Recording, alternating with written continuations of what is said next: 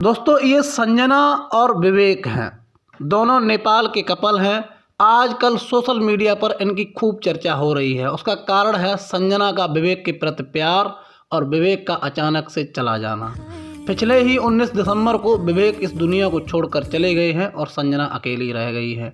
संजना और विवेक की प्रेम कहानी इतनी इंटरेस्टेड है कि जिसे सुन करके लोग रोने लगते हैं। 5 साल पहले संजना और विवेक में आपस में प्रेम हुआ, मिलन हुआ और उसके बाद दोनों ने शादी रचा ली थी। शादी के बाद दोनों एक दूसरे को बहुत प्यार करने लगे थे और दोनों की ज़िंदगी में खुशियां ही खुशियां आ गई थीं। दोनों लोग सोशल मीडिया पर खूब एक्टिव रहते थे, अपनी खुशियों को शेयर करते थे और लोगों में पॉजिटिव वाइब भेजते रहते थे। संजना और विवेक की प्रेम कहानी को देख करके लोग पहले से ही प्रेरित हो रहे थे, लेकिन जब विवेक बीमार पड़ा तो लोगों को संजना के प्रति संवेदनाएं और ज़्यादा बढ़ गई थीं।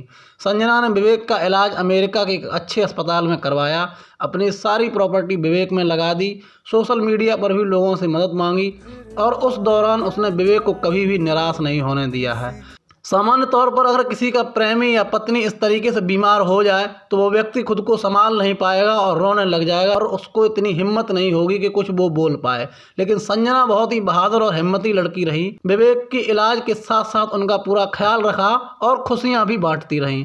संजना लगातार विवेक के साथ छोटी छोटी खुशियां बांटती थीं, उनके बाल ट्रिम करती थी, उनको खाना खिलाती थी, उनके पास लेटती थी, उनके सर पे हाथ फिराती थी। इस तरीके से आपस में एक दूसरे को लगातार प्रेम करते रहते थे।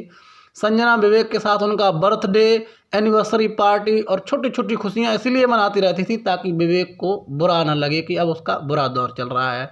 संजना को ये पता था कि विवेक अब हमें छोड़ने वाला है। वो अंदर से बहुत टूट गई होगी, लेकिन वो बाहर से ऐसा प्रतीत नहीं होने देती थी और विवेक के सामने जब भी जाती थी खुश होकर के जाती थी।